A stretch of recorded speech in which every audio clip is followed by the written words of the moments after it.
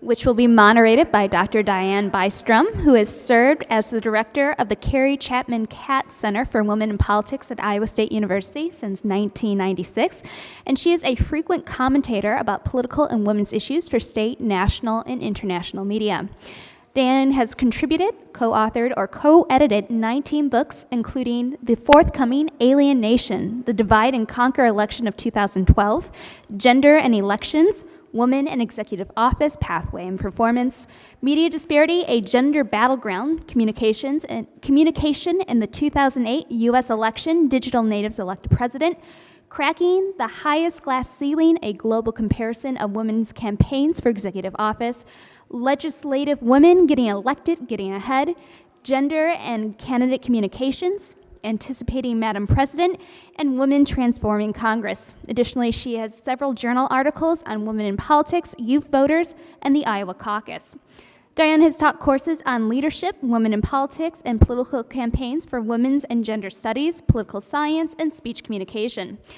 Dianne earned a BA in journalism from Kearney State College, and both an MA in journalism and mass communications and a PhD in communications from the University of Oklahoma. Thank you, Dianne.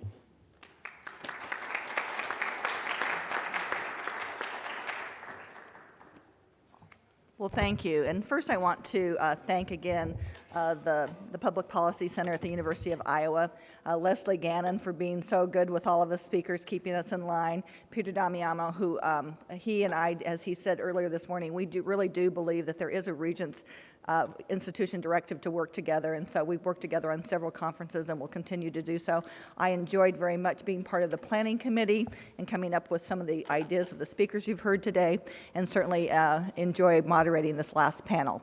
What you've seen today, and I congratulate you for staying till the end, because I think we're gonna, and you deserve special thanks for staying till the end. As I see this, you know, we've talked a lot about the past, we've talked about current numbers, and this panel is focused on the future. So what we're hoping to do with this panel is kind of tie up everything that we've heard today. We've heard a lot about the numbers, the past numbers and the current numbers of women in legislative and executive office. We've heard about women's political ambition, or their lack thereof. We've heard about the importance of documenting women's history and contributions. And then just most recently, we did hear, and this is a question we all get asked, why? Why elect more women? And as you heard from the last panel, because it makes a difference. Now, I can't really I actually gave my panel an assignment, which they graciously accepted. So I suggested that they think about their remarks and their experiences and focus them on 3 questions. And I did give them the ability to, add some other things that they thought was important. But what I asked them to do, and so hopefully you'll hear this, a theme coming through their remarks, is number 1, what can be done to recruit more women to run for office? That's the big question. And then again, when we do recruit that woman to run, how do we support women as candidates for public office? There's a whole other thing there about supporting women candidates and what we can do. And then finally, I think there's not very much research on this, and I think there should be more, but how can we support women when they actually serve us in public office? So again, recruit. How do we help them when they run, and how do we help them when they're actually serving? So our first panelist today, and I'm just going to go in the same order, even though they're not sitting in the order of the program. Our first speaker is Cindy Simon Rosenthal. She is the mayor of Norman, Oklahoma, and the director and curator of the Carl Albert Congressional Research and Studies Center at the University of Oklahoma. Cindy and I defended our dissertations the same day, and so we've known each other ever since then, and we're Oklahoma grads. Anyway, Cindy serves as the director and curator of the Carl Albert Congressional Research and Studies Center and is a professor of political science. She is currently serving in her 3rd term as mayor of Norman, Oklahoma, and its first popularly elected woman mayor. She began her public service career as a member of the city council in Norman. In her professional accomplishments, she has co-authored the book with our mutual friend Ron Peters, Speaker Nancy Pelosi, and the New American Politics. She is the editor of Women Transforming Congress, which you just heard I had a chapter in, and author of When Women Lead. Please join me in welcoming Mayor Cindy Simon Rosenthal.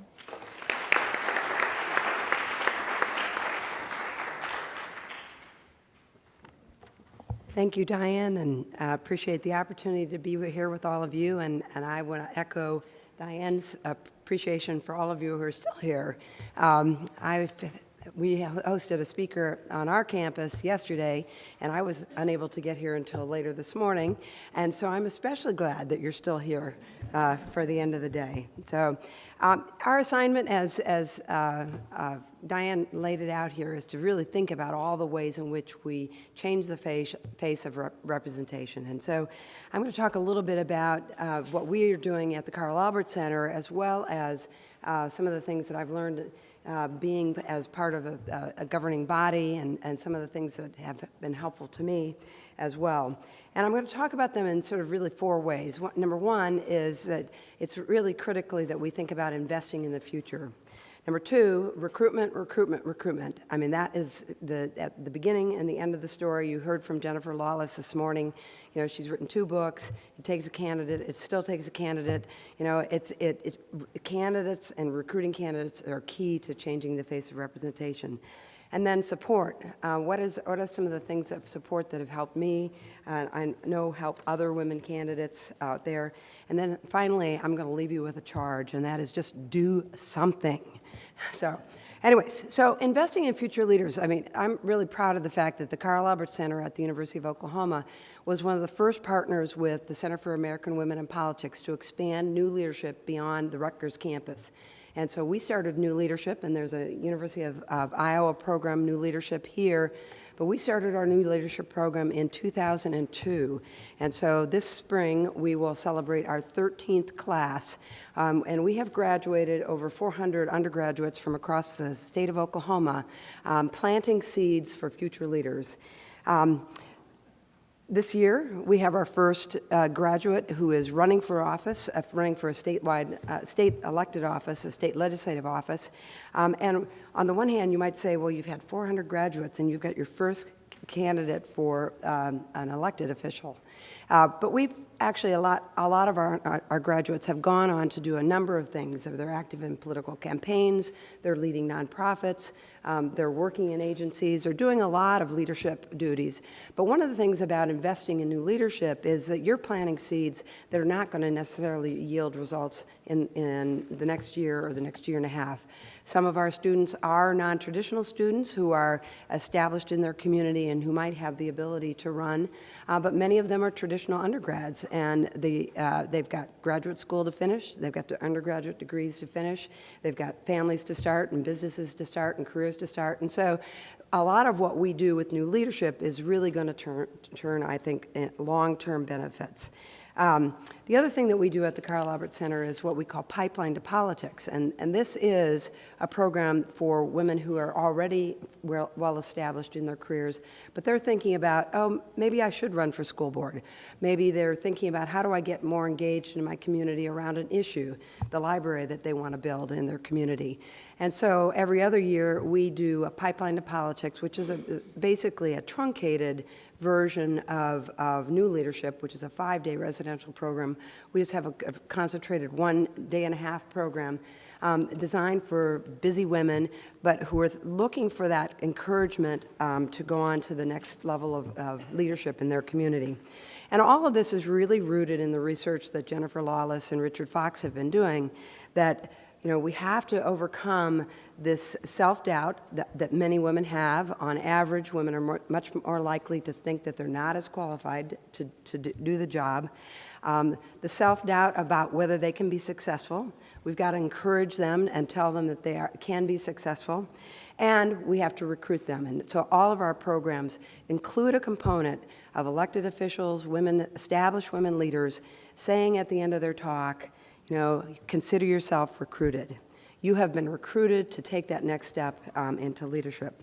So I think it's an investment. It's a really important investment, but it's also an investment that I think compares very efficiently to some of the other investments that you might make. When you think about how much campaigns cost to change the minds of voters, and my last mayoral campaign for a job that pays $1,200 a year, I had to raise $115,000 in a relatively low vote turnout. So that's an expensive proposition. But encouraging, planting seeds that 1 or 2, or 3 or 4 graduates from a new leadership class may at some point in the future run for office is a relatively inexpensive proposition, and it's one that we should all invest in. I don't know about the University of Iowa program, how well funded they are, but I know new leadership at the University of Oklahoma is on a shoestring. So all of you here in Iowa, when you get that call to support new leadership at the University of Iowa, please do it, because it is an investment in the future. The second point is recruit, recruit, recruit. Recruitment is hard. I feel fortunate to say that I've had a role in recruiting all but one of the last 5 women who've run for our city council. Each one was a very different proposition, and each one had a different set of concerns. The first one, Rachel, a librarian at our local community college, actually the effort by others was to recruit her husband to run, and he would have nothing to do with it. And I was talking with Rachel at this meeting, and she said, well, you know, I'd kind of be interested.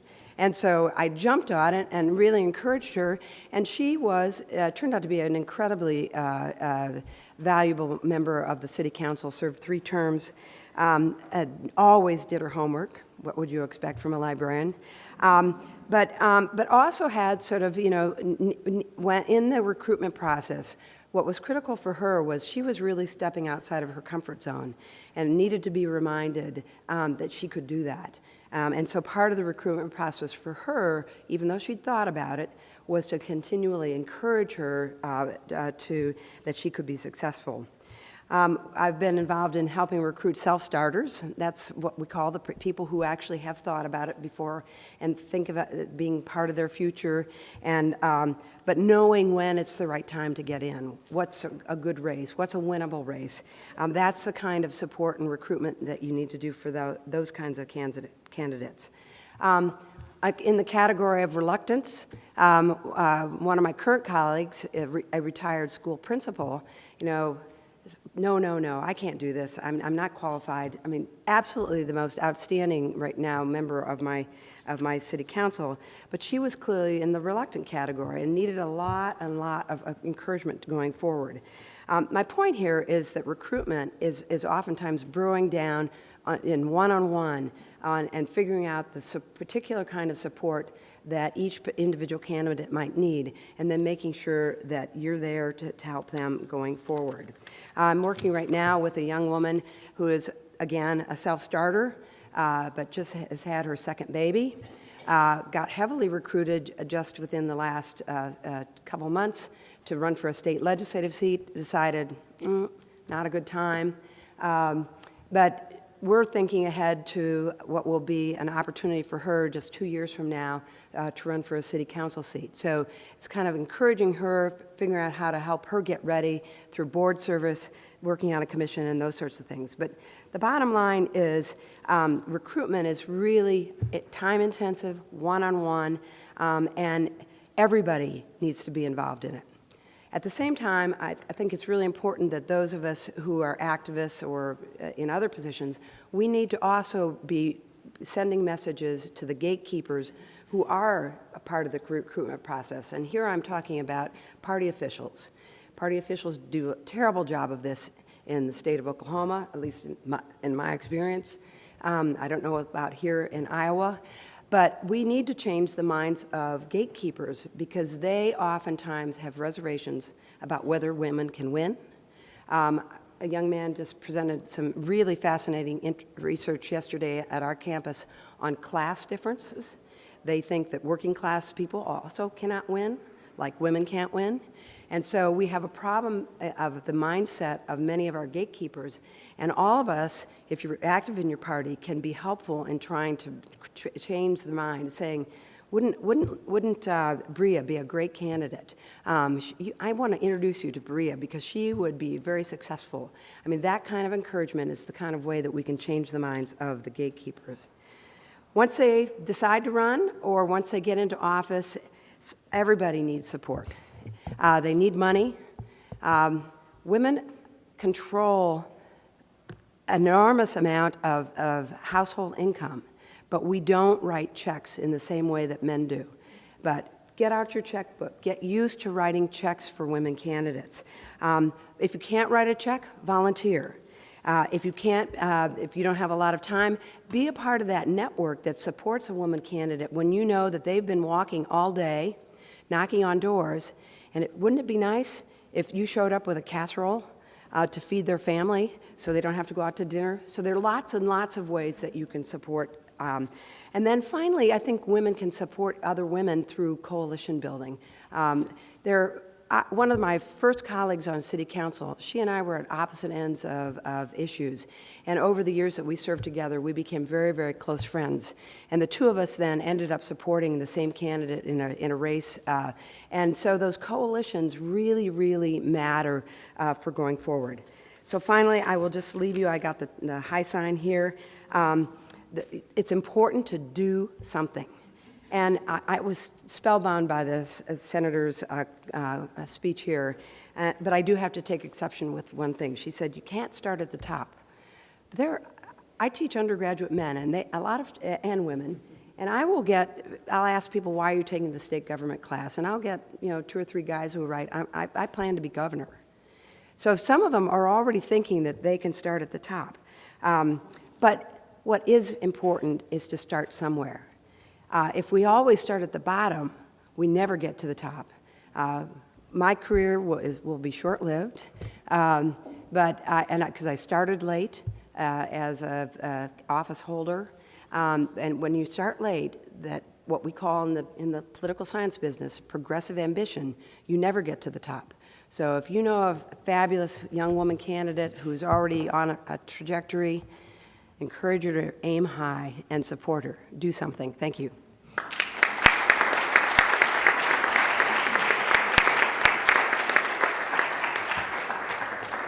Thanks, Mayor. Our next speaker is Catherine Valdi, and she's a student at the University of Iowa. But before I say something about Catherine, one of the things that really struck me this morning was Jennifer Lawless's statistic, and I've read all of Jennifer's work, including her newest book on Girls Just Don't Want to Run, that play on Cyndi Lauper.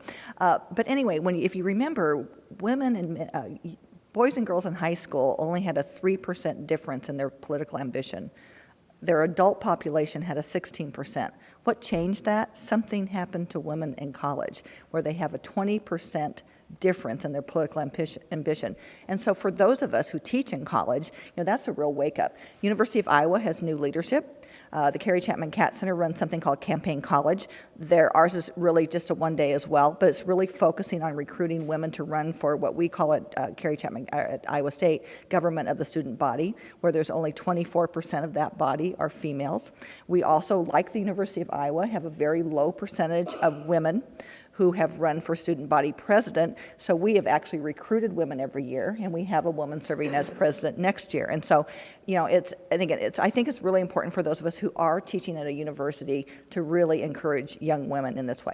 So Catherine Valdi is a senior at the University of Iowa, and she's studying political science, history, and sustainability. She's probably just finished her term as president. Are you still serving? About 1 week left. Okay, good. At Iowa State, we kick them out before Visha, and then we have a riot to celebrate. Had to make my Visha joke here. Anyway, she's still president of the University of Iowa Student Government, and she was the first woman to serve in this role in more than a decade. And again, that is not that unusual. We've had less than 10 women over time at Iowa State, but of those women, 7 of them have been since that we've been making an effort to do that. So we've had some success there. She is an alumna of Iowa New Leadership. Mary and I both had the pleasure a couple years ago to be faculty in residence, and I'll be also speaking there this year. But again, a really great program, which is, they also offer at the University of Oklahoma. And it's really designed to empower women across the political spectrum to increase their participation in public leadership. Catherine has been involved herself in local and state politics since 2010. She was the president of the University of Iowa Democrats during the 2012 election cycle, and for the past 3 years, she has served as treasurer of the local chapter of the League of Women Voters. As a member of the State League Board, I congratulate you for being involved in the League. Carrie Chapman Catt founded it, so please help me welcome Catherine Valdi.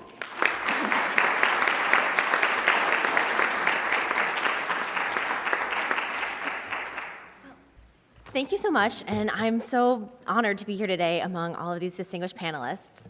I attended a summit last June with student government presidents from around the country. It was a great opportunity to network and share best practices with other student leaders, but I was struck, and unfortunately not surprised, by how few of my fellow attendees were women. Out of the 150 or so attendees, fewer than 25 of us were women.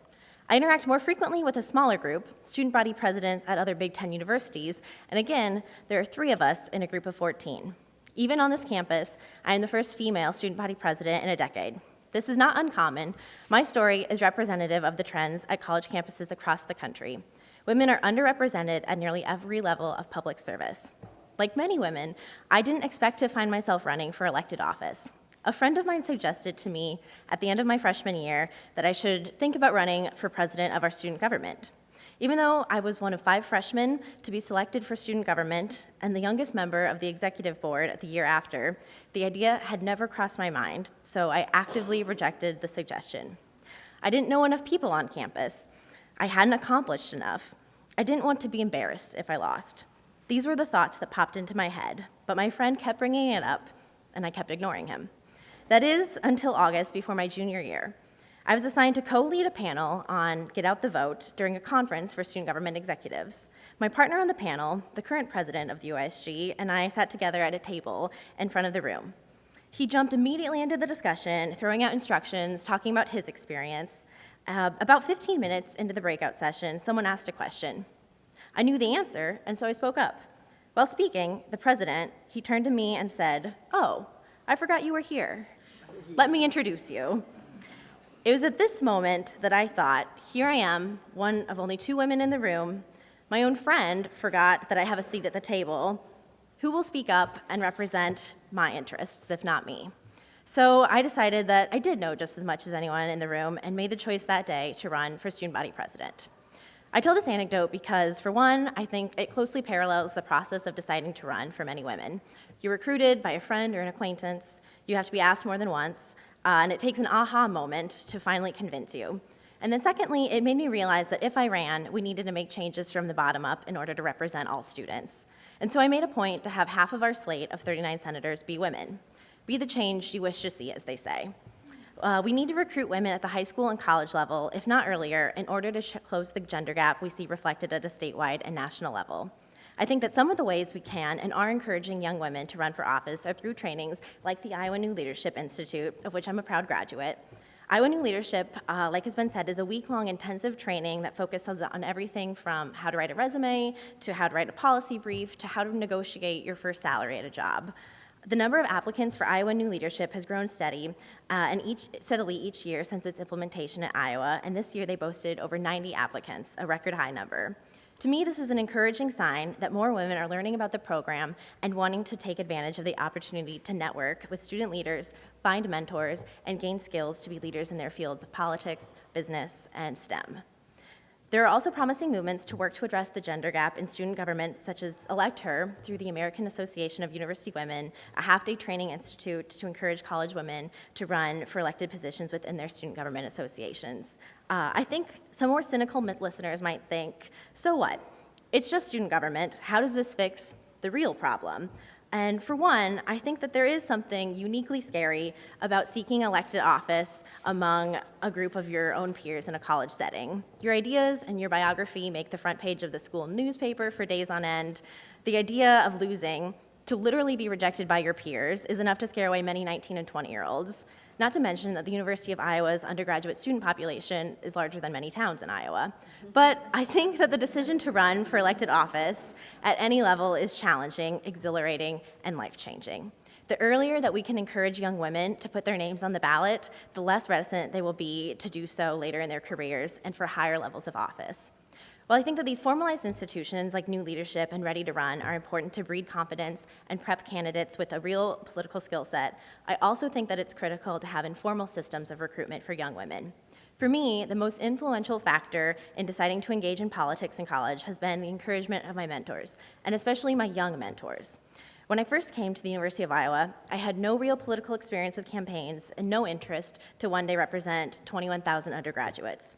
I accepted an internship with the Iowa Democratic Party in my first semester of college and developed strong friendships with women 3 or 4 years older than me.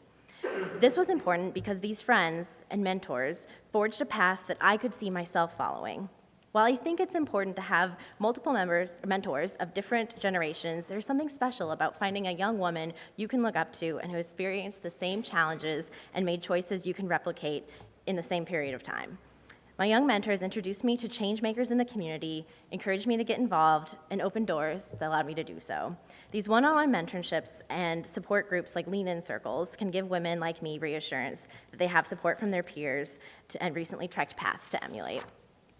All 3 components, formalized training such as new leadership and elector, individual mentorships, and small support groups are each key to recruiting more women. And to answer the second question that I was asked to address, what can be done to support women as candidates and when they serve, I'm reminded of a piece of advice from Representative Mary Masher, actually. Mary and I were recently at a ceremony together, and a good friend of mine had nominated me for an award, and another mutual friend of ours had traveled to Des Moines to support me at that ceremony. And during Mary's acceptance speech, she emphasized how important it is to have a close set of confidants, friends who understand the sorts of pressure and stress that women in public office often face. And that really resonated with me as I sat with 2 outstanding friends who encouraged, support, and challenged me to be the best version of myself. In fact, they're both in the audience right now. So I think...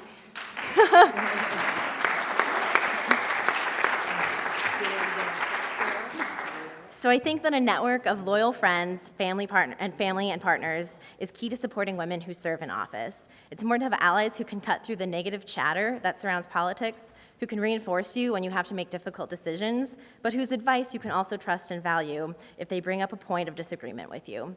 For me, even serving at the micro level of student government, there are interpersonal conflicts that arise when you're managing a group of 70 strong-willed leaders. And more important to me than the guidance of my advisors and my parents, though that was always appreciated, were the open ears and hearts of close friends who were in similar situations. So to wrap up, I think the best steps we can take to see more women in public office and reach that 50-50 and 2020 goal is to nurture our young female leaders and encourage them to run early. We can invest in programs and training that give women the confidence to be leaders at every stage of their life, and we can each individually pledge to mentor younger women and help be a part of that strong network of support that is so necessary in a demanding field. I'm inspired by my generation, and I believe that small influences can have big impacts. My friends just a few years older than me pulled me into politics, my community, and activism, which inspired me to pay it forward to younger women I've had the pleasure of knowing in my 4 years here. The power of this ripple effect can help us close the ambition gap in our own networks, and I believe we can change the makeup of our institutions from the bottom, one election at a time. Thank you.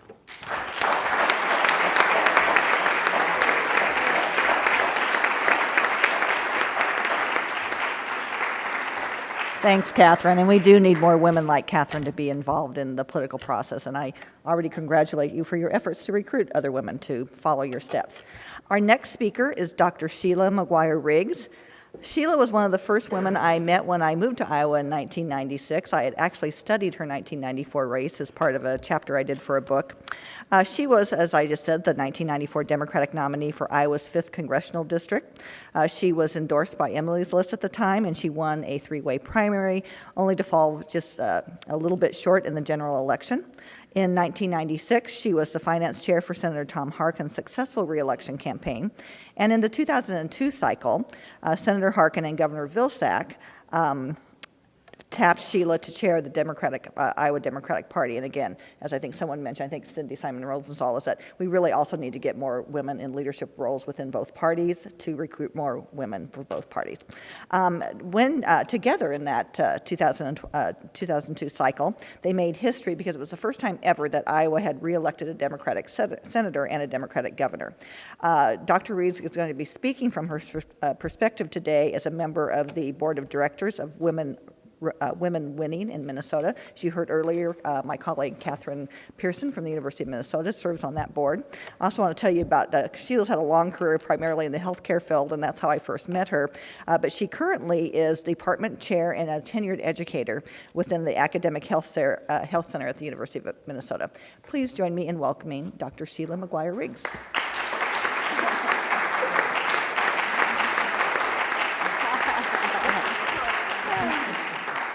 Well, good afternoon. As I drove out of the Twin Cities yesterday, there was 16 inches of snow behind me. So I am very impressed that on this beautiful, sunny, bright day, we're all here focused on getting more parity and fairness in the election of women. So as Dianne said, I'm here as a member of the Board of Directors of Women Winning in Minnesota. It used to be called the Minnesota Women's Campaign Fund, but about 10 or 15 years ago, there was a different branding. And it is to encourage, promote, support, elect pro-choice women, however, of any party. And it is from park board to president. So it's pretty encompassing, but yet the DNA of it is the pro-choice element. The organizational overview is that it really is meant to be a movement. However, it's been a movement that's been going on for 32 years. And so at this point, it's now raised millions of dollars and helped elect thousands of women in Minnesota. And it's just a very wonderful thing to be a part of. It recently has kind of gotten some rebirth of energy when we get to elect great women leaders like Senator Klobuchar that you heard earlier. It has a state PAC and a federal PAC because of the depth and breadth of the women we are attempting to elect.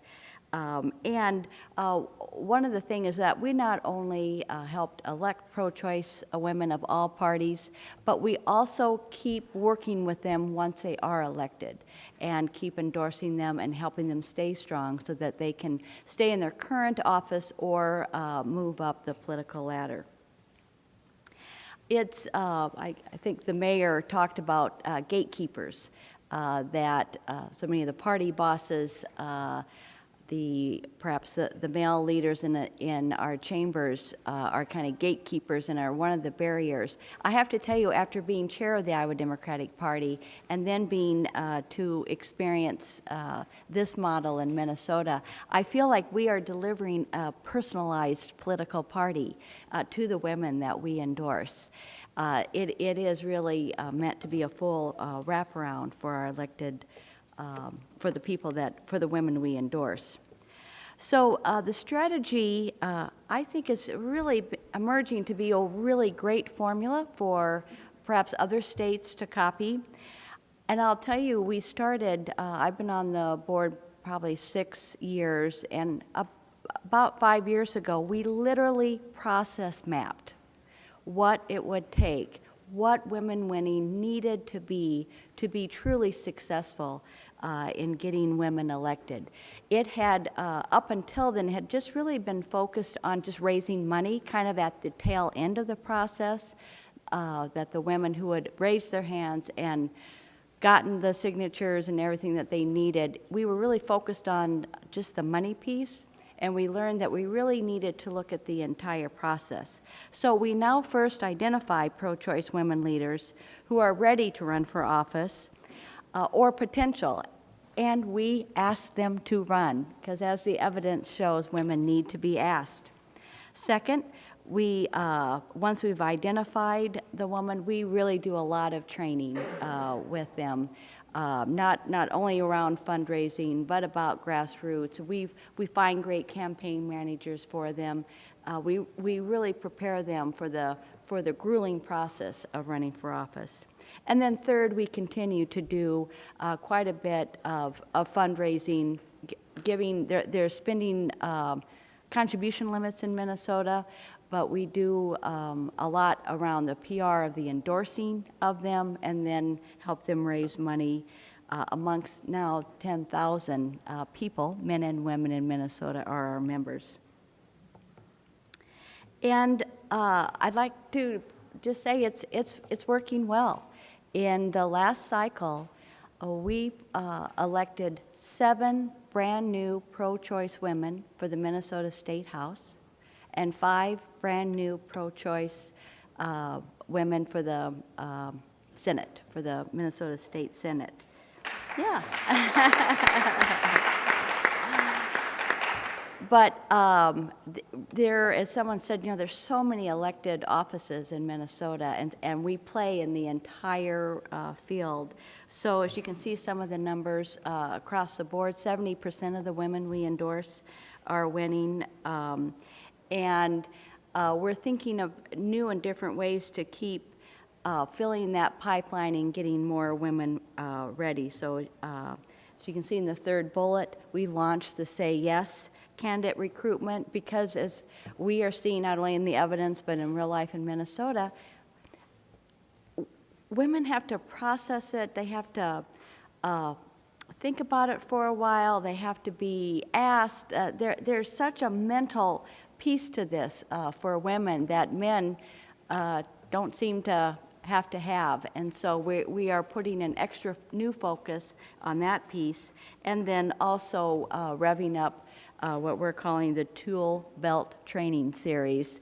That it's not only for people that are, for the women who are running, but for the folks around them that are helping them and help the whole cadre of people around them know how to be successful. So, but we are nowhere near parity. We're 51% of the population.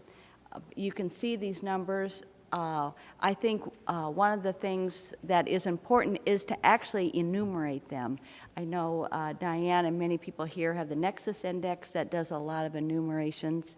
I think that's very important to start to identify the problem, so then you know what you're doing is either working or not working. So we're making progress. The my last slide here is, around what are the action steps? What are the future opportunities to take that could be new items in our formula or new things that other states could follow? It sounds like what we're doing is similar to the new leadership program that Catherine, boy, are you a great role model for that program and so many others. Ours, however, is more targeted around women who are pro-choice of any party in Minnesota. So the launch committee is dedicated to building the next generation of women-winning members, women-winning leaders, and women who will go on to run for office. We are just launching something starting, we've had one year of it. It's called PLOT, Political Leaders of Tomorrow.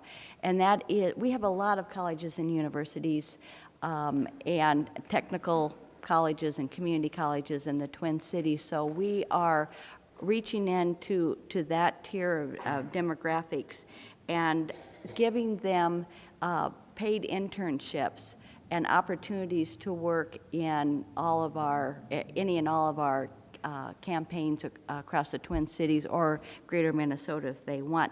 I think it's one of those steps to demystify how this all works, kind of like the behind-the-scenes tour of the State House that a previous person talked about. It's just 10 hours a week that we have them get engaged, but it kind of forms, again, a network and a cluster of people who have a similar experience and have demystified the process.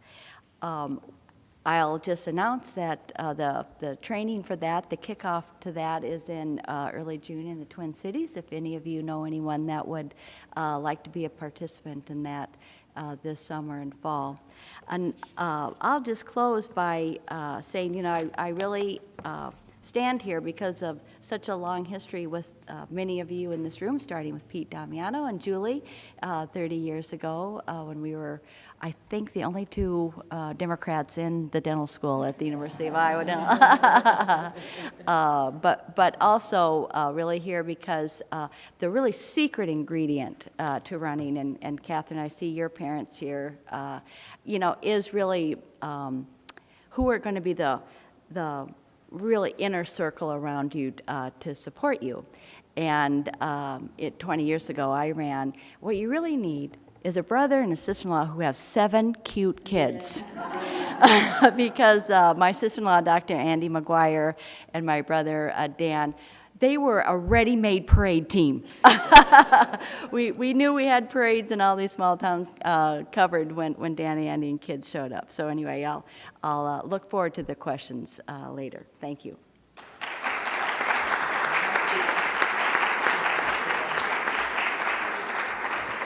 Thanks, Sheila, for those remarks. And I think Sheila's presentation also underscores the importance of these recruitment programs.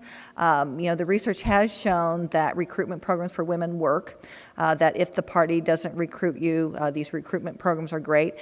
In Iowa, I think we're particularly lucky that we have 3 organizations working together to recruit more women to run for office, and that's New Leadership at the University of Iowa. It's the Ready to Run program, which also is a national training program, also out of the Center for American Women in Politics, which New Leadership is as well. That's offered by the Cat Center. And then we both work with 50/50 and 2020, which you've heard a lot today. In fact, last week we did 50/50 and 2020 did all the heavy lifting, but we all did sponsor together the See Yourself Here workshop, which is the brainchild of Jean Lloyd Jones. And so again, a very successful thing. So we all are working together and we coordinate these leadership programs. So there is a leadership program going on every year in Iowa that you can attend.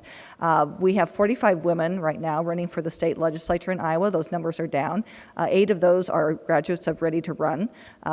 I think some of them are also graduates of 50/50 and 2020. But again, the work in this field is long and hard, and sometimes you don't, as Cindy pointed out, sometimes you don't see the results of it for many years. But we're all in this together, and we're really recruiting more women to run. Our final speaker on this panel is State Representative Mary Masher, who was here when I came. She's been serving in the state legislature since 1994, so this is her 10th term. She is currently Assistant Minority Leader in the House. She also serves on the Administrative and Rules Committee, Education, Labor, International Relations, and State Government. She also had a very successful career in teaching. She was a school teacher in the Iowa City Schools for 33 years, and she retired in June of 2009. She has received numerous awards for her service and leadership, and I'm just going to name a few of them. She was named the Iowa Counseling Association's Legislator of the Year.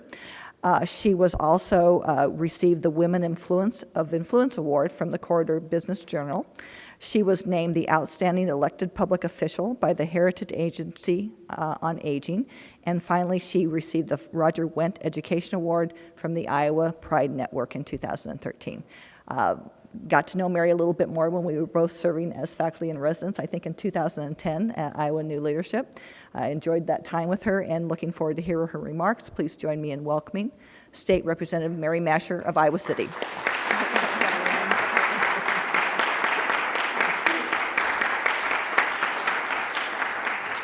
Good afternoon, and thank you all for staying. I'm going to use my teacher voice here. First of all, I am State Representative Mary Masher, and I am keenly aware that I am the only one keeping you from that beautiful Iowa spring afternoon. So I'm going to make this a little more interactive. Carolyn and Carter are back there smiling because they know how I love to do this. I think this is the teacher in me. First of all, I want you to stand if you have ever run for or are currently serving in a student government position. Male and female both, it's quite all right. Please, guys, stand too. Student government, okay? Look around the room. Would you stand if you're thinking about running for one? That you think you might want to run for state? No, those are you that were standing, still stay standing, because you are mentors to those people that may be thinking of running. You know that, and you know how important it is to have those mentors in place. So you may sit down.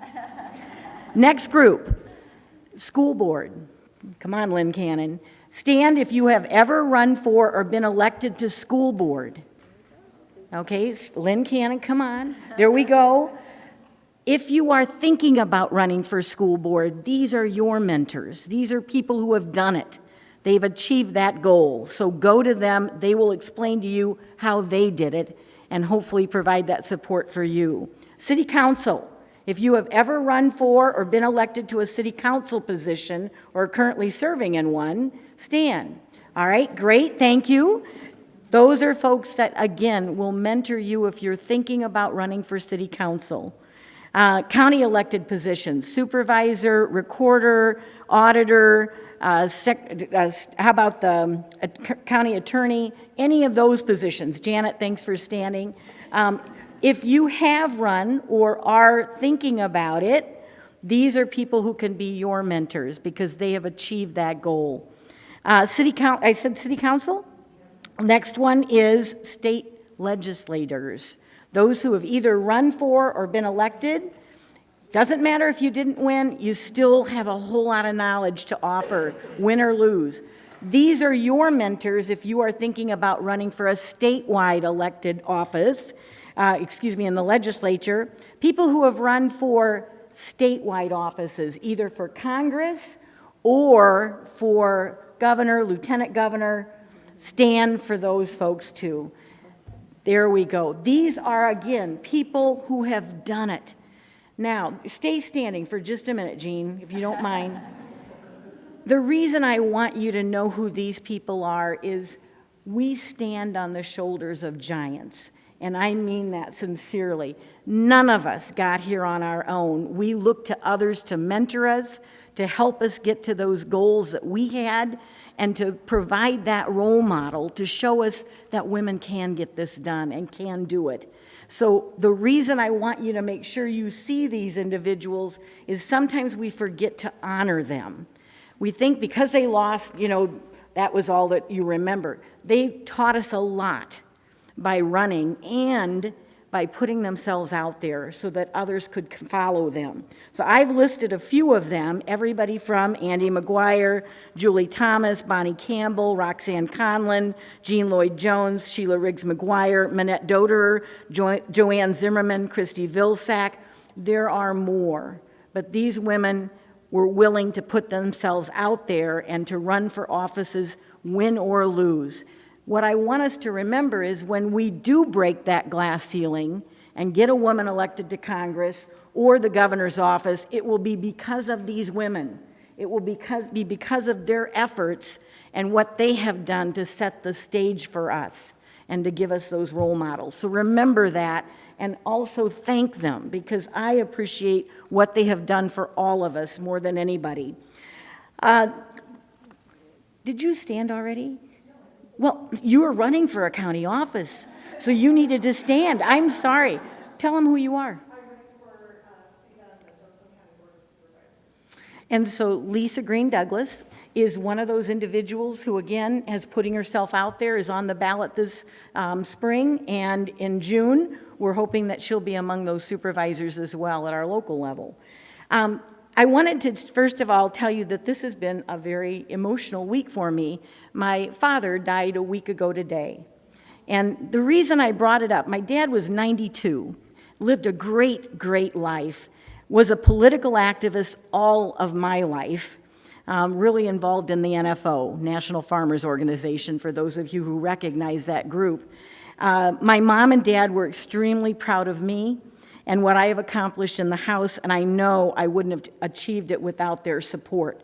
So when we talk about the family and friends part, and the neighbors, and those people who are just the ones willing to do the tough work of campaigns, those people are critical. None of us would be here without them, and we need to make sure we recognize them. So my brothers who argued with me all of the time during family gatherings and made me accountable for my votes in office and even before I was elected, my sisters who supported me wholeheartedly and challenged some of my views as well. Those people are important because they help us develop who we are. My grandchildren, my son. When I was elected, I was a single mom. My son was a senior in high school. I couldn't have done it without my family being there to support him while I was in Des Moines. So those are the kinds of things that go on, and people who support you while you're able to do those things, and I want to just make sure we recognize them. So some of you are taking notes. Would you write down 3 numbers for me? 40%, 5%, 0%, okay? Because I'm going to come back and quiz you on them later. I'll promise to bring them up, and you'll know what it's about in just a moment. I wanted to start by thanking 2 leaders that are currently just recently in office or have been in office, men.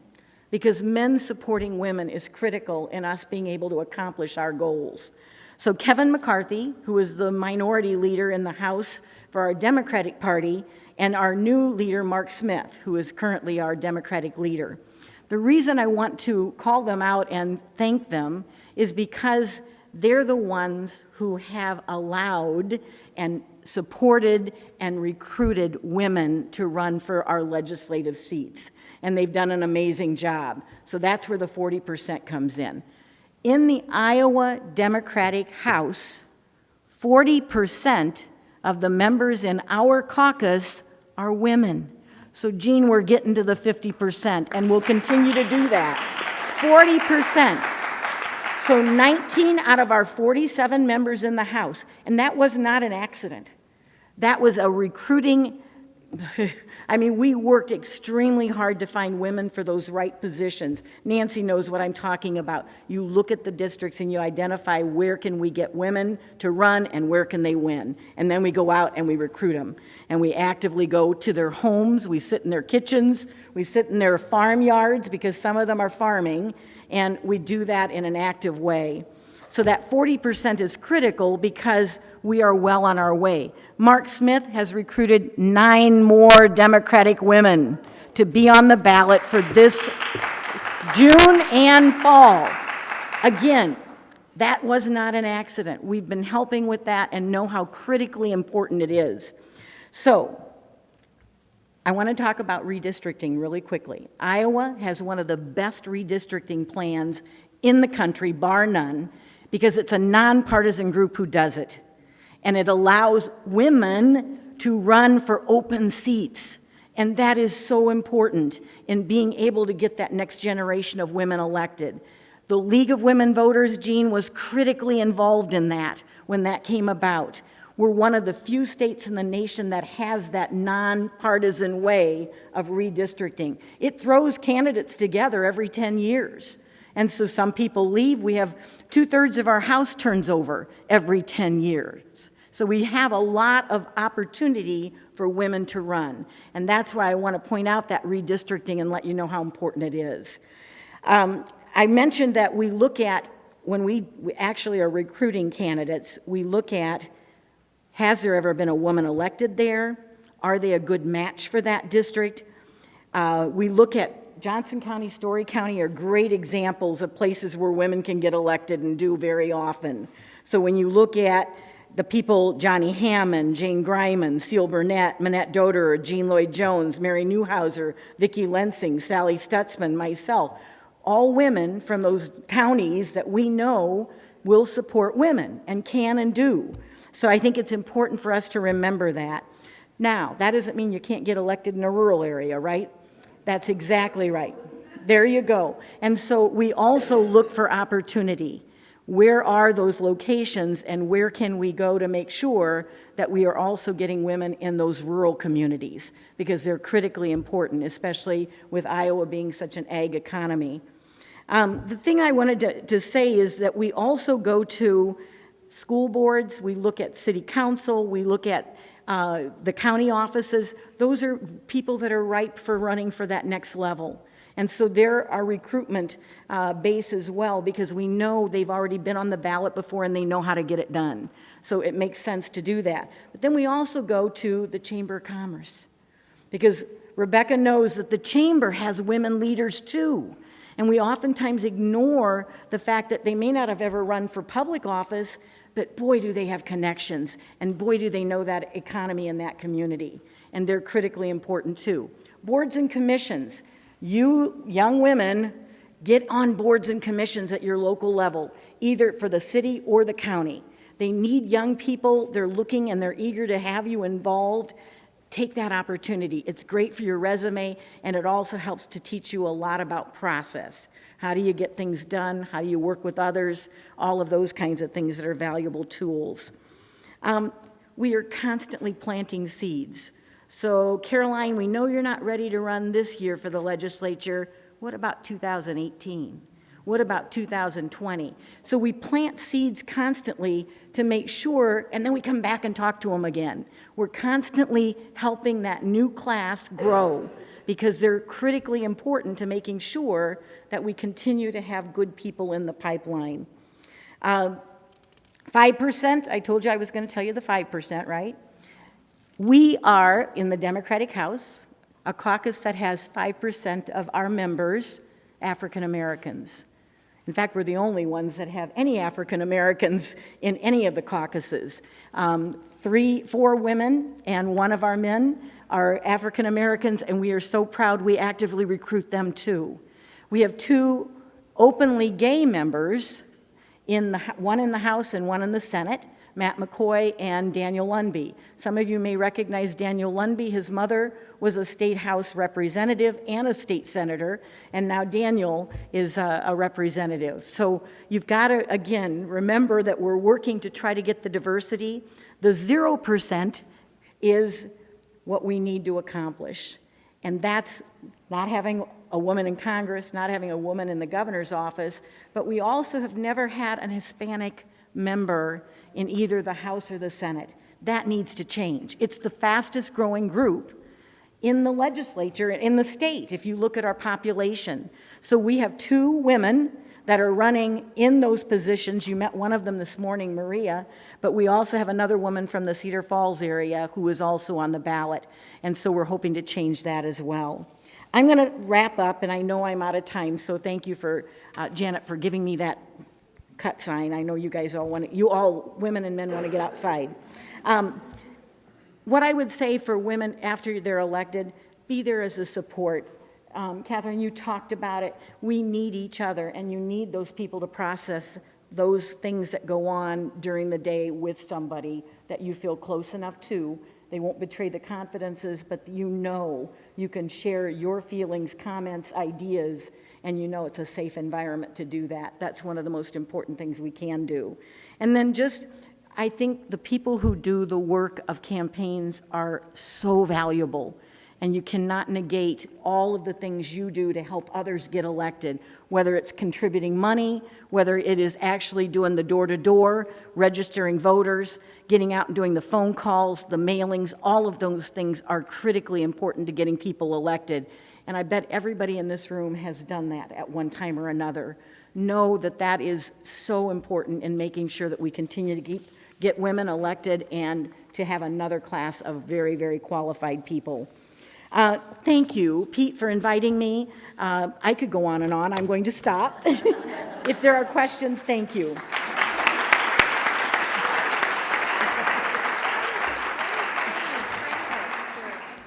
Okay, before we turn it over to questions, I want to make just a couple of comments by Mary's remarks. I think she had a lot of great advice, and it reminded me maybe to do a shameless plug before we go over to questions. You know, they talk about that on in the cable network. Anyway, she mentioned the boards and commissions. That is a really great way for people to get involved, including women and young people. Iowa is the only state in the nation that has a gender balance. I hesitate to call it a mandate because it doesn't have a lot of teeth in it, but we have a goal of gender balance on state boards and commissions since 1987, and on county and city boards and commissions since it went into effect in 2012, January. With the Friends of the Iowa Commission on the Status of Women, the Carrie Chapman Catt Center is now tracking the gender membership of city and county boards. You can pretty much see what the state boards are doing by going to a really great website they have, but we've collected information for all 99 counties, and Johnson County is one of the counties that is gender balanced. There's only 4 that has gender balance on all of their commissions. Go even a little further, we also collected data on 207 cities. It's all county seats in the largest cities in Iowa. We actually had 4 cities that refused to give us information. Now, there's no requirement that they do so, but if you live in Ottumwa, Madrid, or Webster City, I don't think anybody here does, but anyway, you might encourage your city to give us information. But we have that up there too. Coralville, I think we have 17 cities that have all of their boards gender balanced, and Coralville is one of them. But I think the really great thing about it that we see in the data is that the bigger communities tend to be near West Des Moines. So West Des Moines, Windsor Heights, Johnston are all gender balanced in the city level, and so is Coralville. But then the rest of them are these really teeny tiny communities across the state, which, you see all this stuff in the paper like, oh, we can't recruit enough women, find people on these boards, but these communities are doing it. So now we're collecting best practices data that we're going to put up on our website from these 17 cities and 4 counties that have achieved gender balance to give people ideas on what to do. And again, I want to thank the Friends of the Iowa Commission on Status of Women. Phyllis Peters is here, and she's got brochures about the, I didn't know she had them with her, but yes, and so that's really important. And the other thing I want to plug, Kira Samamatsu, my colleague at the Center for American Women in Politics at Rutgers, they collect a lot of great information on women running for national office, and actually they go down to the state executive and legislative level in all states.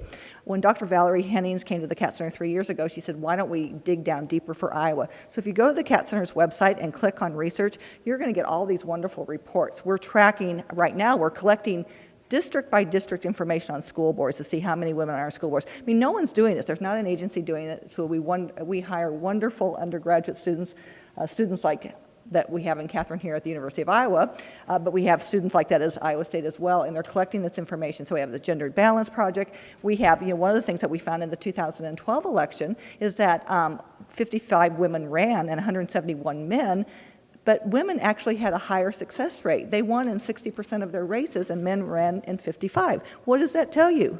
More women need to run. So with that, I'll turn it over to questions. Again, I think this was a really great panel. I think it really wrapped up today. So thank you for staying and learning from their wisdom. So.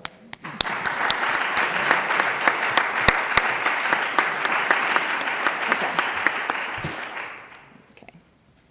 All right, our first question is, with all the phone calls asking for funds coming in, what's the most effective way to give? Should we give to Emily's list or just keep it state or local? Both. Well, I always give the advice that really make your contribution count. I mean, hand deliver the check, or if it's the host of the event, really make a personal connection to the host.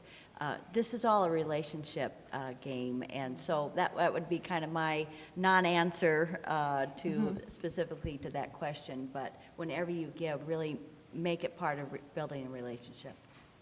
Other panelists? Cindy? Well, I would encourage people to invest locally because that's where you're growing the pipeline for the future.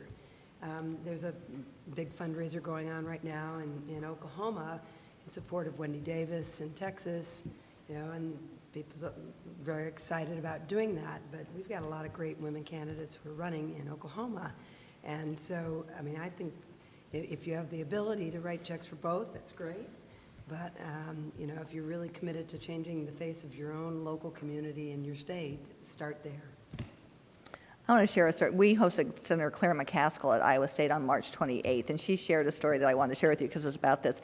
When she was raising money, and she's been in public office for 30 years, and she was a single mom serving in the Missouri legislature, but she encouraged women to basically give her the price of a blouse. Now, you might find a really great blouse on sale. That blouse could be $15. That blouse could be $38 on sale. And she encouraged women. And she still gets checks for an amount. And on the memo line below, it says blouse. And so I thought that was really a great story to do. Thinking about the terms that you can give at least the price of a blouse, a really cool blouse that you found on sale. Okay? More questions? I know it's getting toward the end of the day, but. Okay. Yeah, you have to.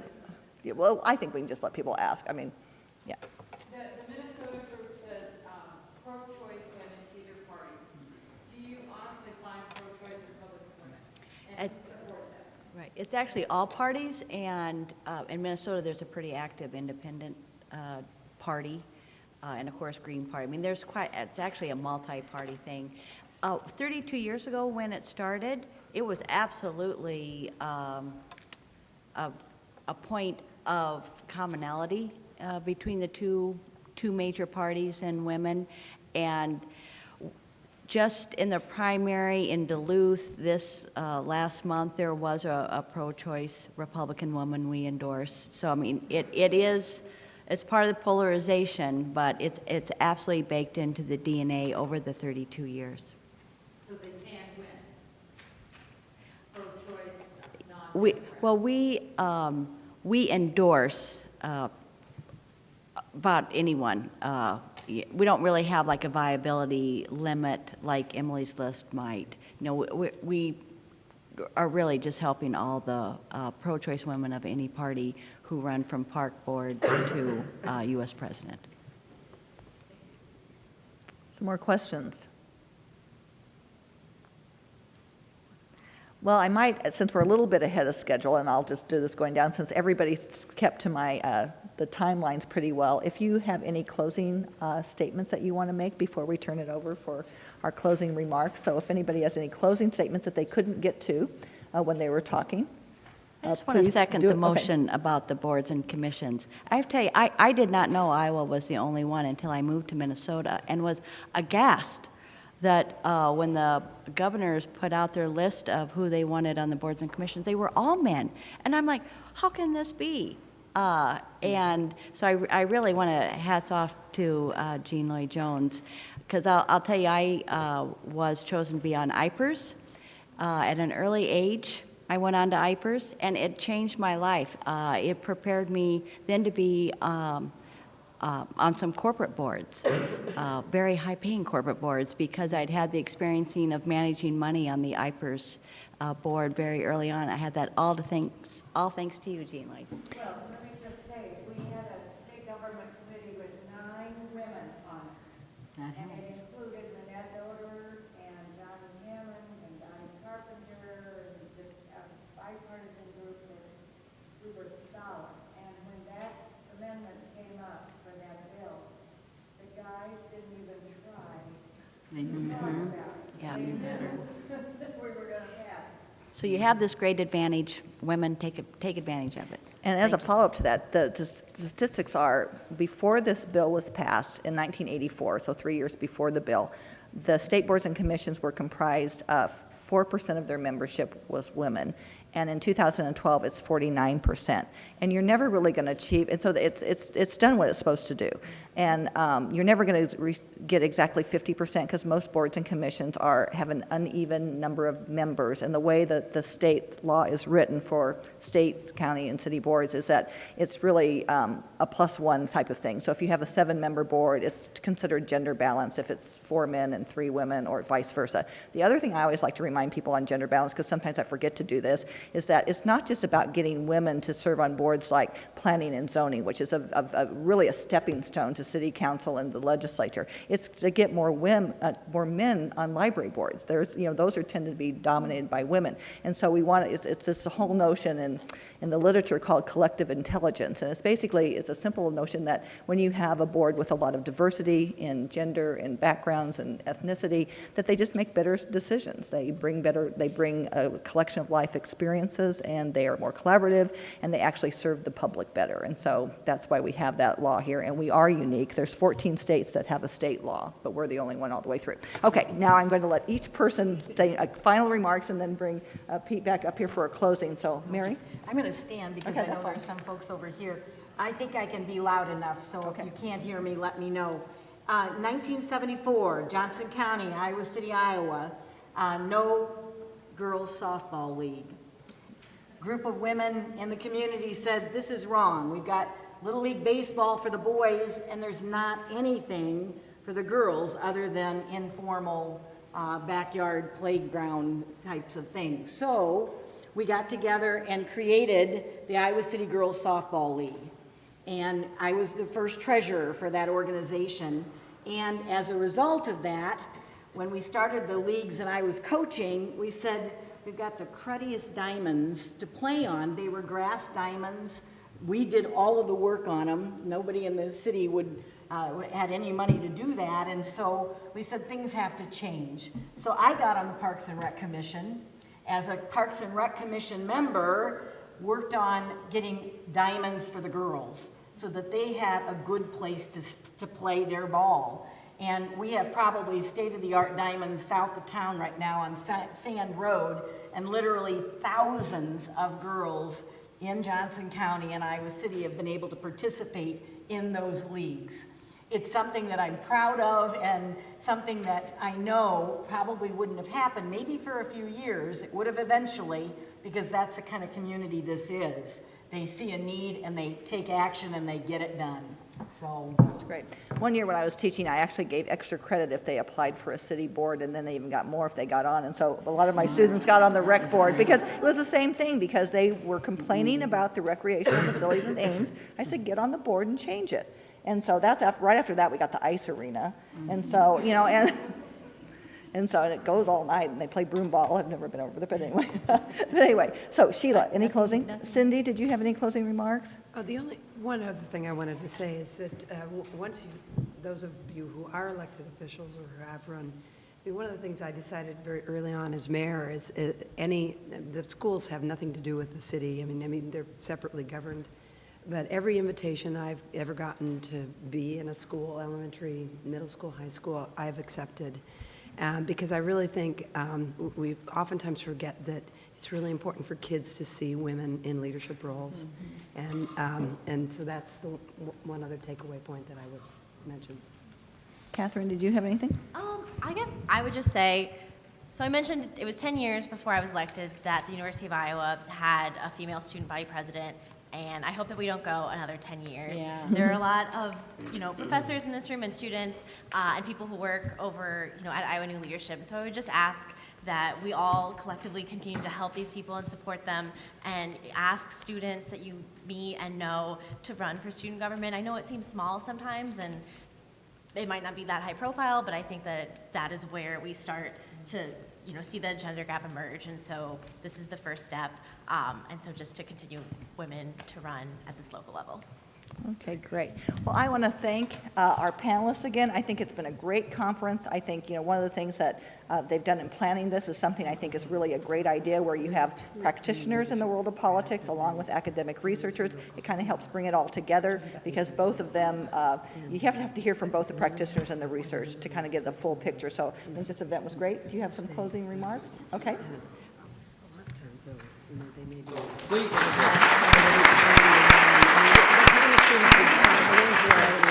Please join me in thanking all of the speakers today. What a great day. What a great conversation.